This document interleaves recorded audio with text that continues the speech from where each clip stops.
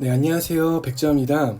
네, 제 유튜브를 개설하고 처음으로 목소리로 인사드리게 된 것 같습니다. 앞으로는 분신, 네, 분양의 신이라고 소개하거나 바로 이름 소개 없이 인사하는 방식으로 시작해 볼까 합니다. 정식으로 다시 한번 인사드리자면 제 이름은 백자우입니다. 사랑 자자, 버두자 쓰고 있습니다. 처음 인사드리는 날이니까요. 네. 앞으로 별도 대본이나 그 전달 내용에 있어서 순서를 정하지 않고 편하게 그때그때 생각나는 대로 말씀드릴까 합니다. 이렇게 영상을 올리는 목적은 보통 투자의 고수라고 하시는 분들도 투자 철학이 있으시다고 하더라도 어떤 물건 혹은 투자 대상에 대한 정보가 없다면 투자하기 어렵겠죠. 그래서 본 영상을 그런 투자에 대한 정보를 습득한다는 생각으로 받아들이신다면 유용하지 않을까 생각이 됩니다. 오늘은 기존 영상에 소개했던 수익형 부동산인 부평에 위치한 지식산업센터 내의 오피스텔형 복층 기숙사, 해당 물건에 대해서 간략한 개요는 이미 영상에서 소개를 해드렸기 때문에 차치하고요. 해당 물건에 대한 투자 판단과 그리고 수익률에 대해서 나름의 생각과 정리한 내용을 소개해드리고자 합니다. 투자라고 하면 보통 여력이 있으신 분들이 하죠. 그럴 때 이 투자를 하는 대상이 크게 정해져 있는 것 같아요. 부동산이라든지 아니면은 주식 혹은 은행의 예적금, 기타 금융 상품들이 있을 수 있는데요. 어떤 투자 대상이 됐든지 간에 크게 세 가지를 고려하게 되는 것 같습니다. 첫 번째로는 수익성이 되겠죠. 싸게 부동산이라면 구매해서 여타 상품보다 고수익이라면 좋을 것이고요. 두 번째로는 안정성일 것입니다. 세 번째로는 유동성, 저희가 황금성이라고도 표현을 하죠.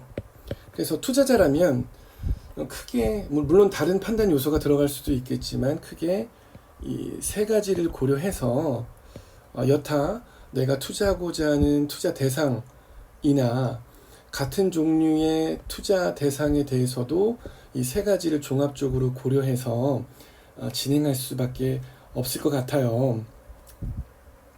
그러면 간단하게 제가 영상에 올렸었던 물건, 여기 조감도인데요. 간략하게 좀 브리핑을 더 해드리자면 여기가 이제 그 경인고속도로고요. 부평 IC입니다. 부평 IC에서 부평역 방향으로 진입하는 초입에 국가산업단지가 크게 위치해 있는데요. 거기 모서리변 대로에 J타워 3차 지식산업센터가 이렇게 크게 위치하고 있습니다. 이쪽은 이제 근린생활시설, 상업시설이 위치하게 되고요. 1층부터 12층까지는 예전에 불렸던 아파트형 공장, 어감이 안 좋다고 해가지고 지식산업센터로 바뀌었죠. 그 바뀐 부분에 있어서 한 600여 개 사가 현재 분양 완료돼서 11월부터 입주하게 됩니다.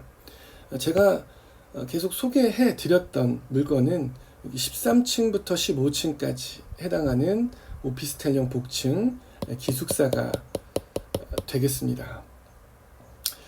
계속 이어서 그러면 투자를 고려했을 때 이 세 가지 기준에 의해서 본 물건을 좀 보자면 먼저 싸면 좋겠죠. 기존 그 안내 자료도 보시면 아시겠지만 오피스텔형 원룸 주변 시세 대비 70에서 75% 분양가가 저렴하게 나왔어요. 일단은 이따 수익률 분석할 때도 말씀을 드리겠지만 한 1억 정도로 보시면 됩니다. 분양가는. 네. 그래서 여타 투자 상품 대비 저렴하다면 일단 수익성은 기대해 볼 수 있는 것이겠죠. 두 번째로는 안정성인데요. 수익형 부동산에 있어서 안정성이라면 무엇이 있을까요? 우선은 무엇보다도 흔히 말하는 월세가 꾸준하게 들어와야 될 것입니다. 근데 이 본 물건 같은 경우 이제 주변 시세를 보시면 500에 50 정도로 보시면 될 것 같아요. 신축임을 고려하고 깔끔한 시설을 고려해서 보수적으로 봤을 때요. 이것도 제가 좀 준비를 해봤는데 이제 부평 일대에 원룸형 오피스텔이 많이 있습니다. 많이 있는데 국가산업단지 내에 직접 들어와 있는 이런 기숙사 같은 것은 이번 본 물건이 최초이고요. 다만 이제 서울로 출퇴근하는 인원이라든지 1인 가구들의 불특정 다수를 대상으로 몇 개의 오피스텔형 원룸들이 지어져 있는데요.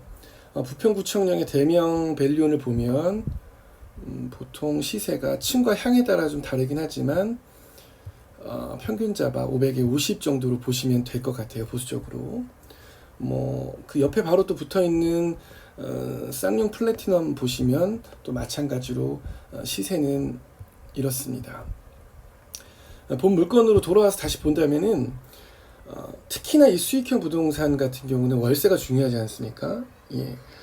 이게 본 물건 같은 경우는 아까 말씀드린 대로 이 지식산업센터 내에 회사들, 그러니까 법인을 대상으로 임대를 놓는다라고 보시면 돼요. 이게 한 600여 개사 정도 되고요. 뿐만 아니라 요걸로 볼까요? 네. 지도를 보시면은 여기가 아까 부평 IC에서 초입이라고 했죠. 예, 이 국가산업단지인데 저희 물건이 여기라고 한다면 이 국가산업단지 내에 한 14,000여 명이 근무하고 있어요. 그리고 여기가 GM입니다. 과거 대우자동차. 여기 한 10,000여 명의 근로자가 근무하고 있다고 합니다. 보통 지식산업센터 내에 기숙사라고 하면은 지식산업센터 내에 임직원들만을 대상으로 임대를 놓게 법에 규정이 되어 있어요. 근데 본 물건 같은 경우는 말씀드린 대로 국가산업단지와 GM대우 24,000여 명의 근로자를 대상으로 또 법인 수요를 대상으로 월세를 놓기 때문에 매우 안전하다. 그리고 주변 시세 보수적으로 잡았을 때 500에 50의 임차료를 매월 꼬박꼬박 받을 수 있게 구조화되어 있다라고 보시면 됩니다. 무엇보다도 임대로 들어오고자 하는, 그러니까 임차인의 그 근로자들에게 국가에서 월세를 1인당 법인당 5명씩 1인당 20만 원씩 지원을 해줘요. 아주 큰 혜택이라고 볼 수 있죠. 그렇다 보니까 안정적으로 월세를 받을 수 있죠. 주변 시세가 다 낮아지지 않는 한 신축인데다가 주변 시세보다 약간만 낮춘다든지 최악의 경우 하더라도 임차 들어오는 입장에서는 상대적으로 저렴한 가격이기 때문에 적어도 국가산업단지나 GM 혹은 당 물건의 지식산업센터 내에 근로하고 있는 근로자라고 한다면 본 물건을 외면할 이유가 없는 것입니다. 그래서 안정적인 그 투자가 될 것이다 라는 부분 좀 강조하고 싶고요. 얼마 전에 이제 6.17 대책도 나왔죠. 정부에서 모든 것이 아파트를 중심으로 한 주택 위주의 투기 수요를 잡고자 하는 대책입니다. 잘 아시겠지만 본 물건은 전매 제한이라든지 이런 것들이 없고요. 또 대출 규제가 상대적으로 강하지 않습니다. 그래서 본인이 어느 정도 여력이 있으시고 투자를 고려한다라고 했을 때, 그리고 낮은 저금리 시대에 이 수익형 부동산을 고려하고 있다면 방금 제가 말씀드린 이런 수익성과 안정성 그리고 유동성을 고려해서 본인만의 투자 성향에 비추어 점수를 매겨서 투자 판단해 보신다면 나쁘지 않을 것이다. 그렇다면 간단하게 본 물건에 대해서도 한번 투자 수익률을 분석을 해볼게요. 물론 수익률을 계산할 때는 고려해야 될 것이 추가적인 것들이 있습니다. 예를 들면 이제 세금 부분이 있죠.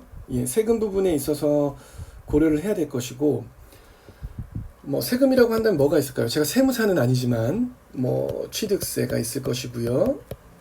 네, 부가세라고들 하지만 부가가치세가 있을 것이고요.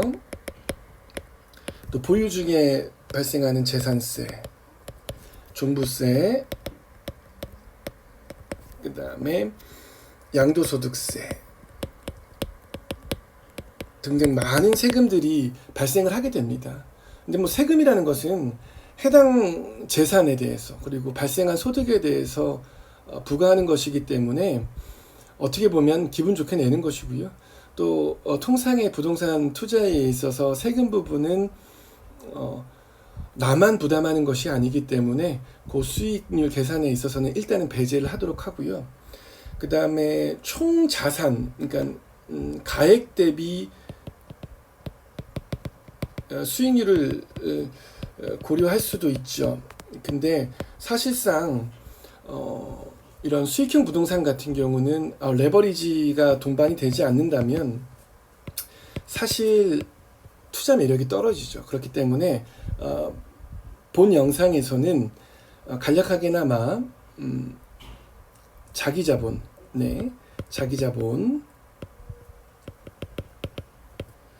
수익률을 간단하게 계산해 보겠습니다. 그러니까 실투자 금액 대비 수익률을 계산해 보자는 말씀입니다.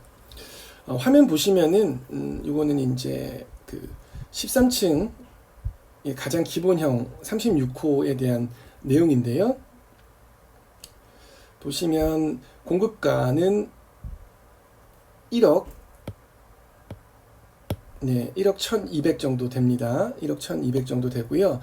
요 부가가치세 같은 경우는 임대사업자 등록이 되면 환급되는 내용이니까 참고하시면 되고요. 그럼 총 분양가가 1억 2천 정도 됩니다. 부가가치세 포함해서요. 일전에도 소개해 드렸지만 주변 시세 대비 보수적으로 500에 50 한다면 연 임대 수입은 600 정도 예상이 되고요. 대출 같은 경우는 저희가 본 물건 같은 경우는 아시아신탁이 그 신한금융그룹이 대주주로 있습니다. 그래서 신한은행에서 이제 대출을 발생하게 되는데요.